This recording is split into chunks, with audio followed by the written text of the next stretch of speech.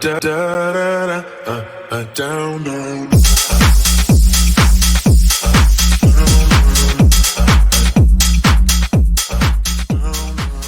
안녕하세요. 픽스터 국빈관입니다. 영상에 앞서 대한민국 1등 스포츠 분석 카페인 스포츠 정보통으로 오시면 영상에 없는 경기와 스포츠 분석가들의 자세한 정보를 확인하실 수 있습니다.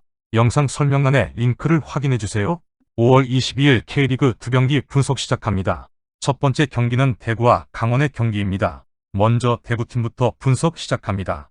아시아 챔피언스리그에서의 선전을 바탕으로 리그에서도 지지 않는 축구를 하고 있다. 아침 이후 4경기에서 단 1패도 허용하지 않고 있다. 가막 감독도 경기 후 인터뷰를 통해 계획했던 대로 경기가 잘 이루어졌다라며 만족감을 드러냈다.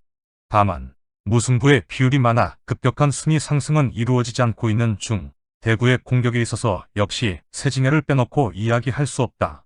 부상으로 아시아 챔피언스리그 일정은 소화하지 못했지만 최근 리그에서 선발로 복귀하자마자 3경기 연속골을 넣고 있다.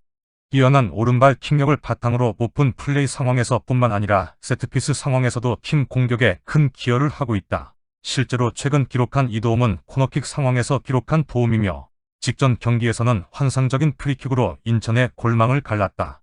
강원을 상대로 통산 6골 4도움을 기록하고 있는 세징야가 활개를 치기에 좋은 조건이다. 이 팀의 홈 기록을 주목할 필요가 있다. 이번 시즌 거둔 3승 모두 홈에서 거둔 승리다. K리그 최고의 홈 구장이라고 평가받는 대구은행 파크를 적극 활용하고 있다. 직전 홈 경기에서도 감독 교체로 기세가 바뀐 수원 삼성을 상대로 3대0 대승을 거둔 바 있다. 특히 강원이 이번 시즌 원정에서 단 1승도 거두지 못하고 있기 때문에 더더욱 홈 이점을 잘 살릴 것으로 보인다. 대구의 결장자는 김무석, 박병현, 장성원이다. 다음은 강원의 경기입니다. 직전 경기에서 서울을 상대로 승리를 거두며 무려 75일 만에 리그에서 승리를 거뒀다. 순위는 그대로지만 중위권 도약의 발판을 마련한 중요한 승리였다. 특히 팀이 어려울 때에도 선수들이 아닌 자신의 책임을 강조하던 최영수 감독의 리더십이 더욱 돋보였던 순간이었다. 컨셉도 확실하다. 주력 1선 디노와 이정엽이 장기 부상으로 출전할 수 없는 상황에서 주력이 빠른 김대원과 양현준을 이용한 역습을 적극적으로 활용하고 있다. 김동현을 비롯한 미드필더들이 볼을 끌지 않고 다이렉트로 전망으로 연결해주는 장면이 자주 나오고 있다.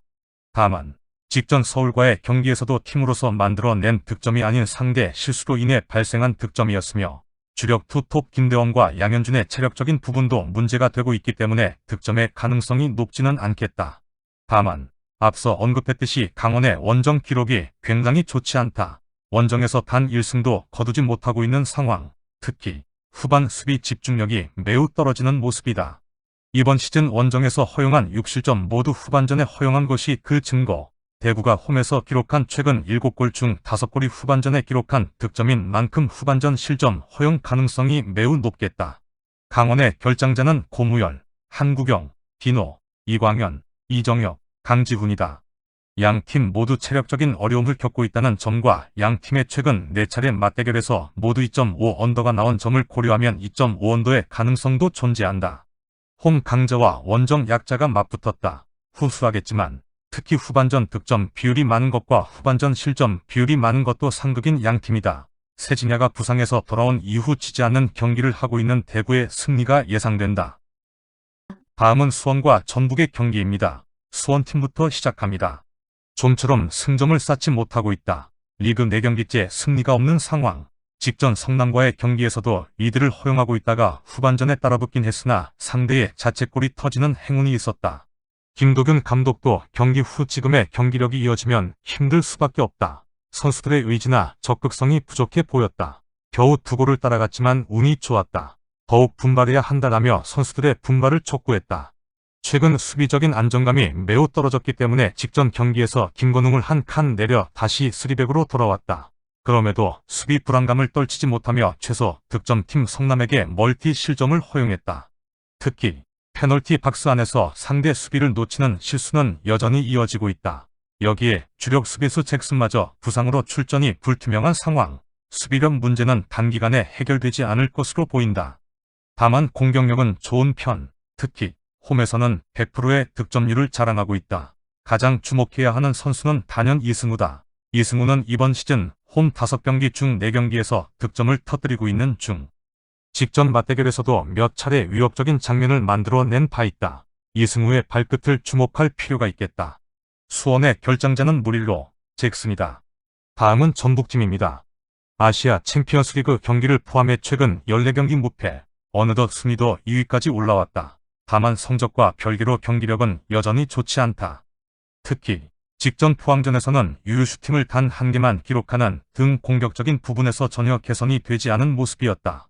짧은 패스를 통한 유기적인 공격이 아닌 단순한 크로스 위주의 단조로운 공격 패턴이 가장 큰 문제점.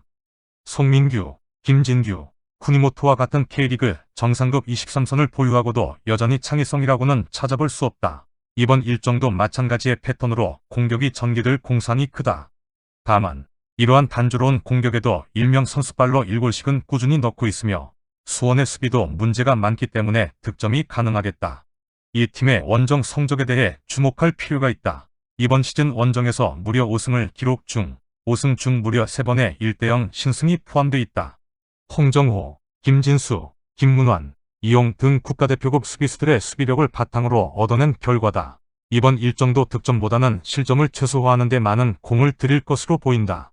다만 수원도 이번 시즌 홈 모든 경기에서 득점을 터뜨리고 있다는 사실을 알아야 한다. 결장자는 없습니다. 수원의 수비 문제점은 단기간에 해결될 문제가 아니며 전북도 과정이야 어쨌든 꾸준히 득점을 터뜨려주고는 있다는 점, 수원이 홈 모든 경기에서 득점을 기록하고 있다는 점을 고려하면 다득점 페이스로 흘러갈 가능성이 높겠다. 2.5 오버를 추천한다.